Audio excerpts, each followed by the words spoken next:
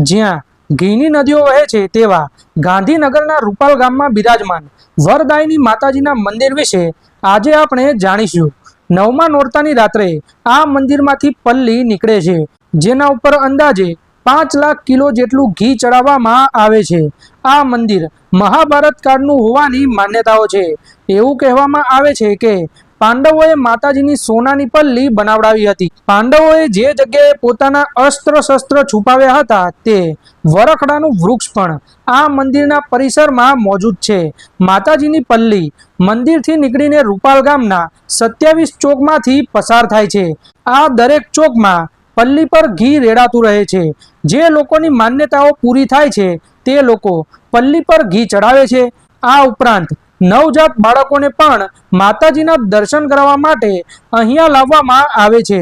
પલ્લી નીકળ્યા બાદ ગામના વાલ્મીકી સમાજના લોકો ડોલ અથવા કોઈ પણ વાસણ લઈને ઘીને એકઠું કરે છે। પલ્લી પર અર્પણ કરાયેલા ઘીનો ઉપયોગ ગામના વાલ્મીકી સમાજના લોકો જ કરી શકે છે।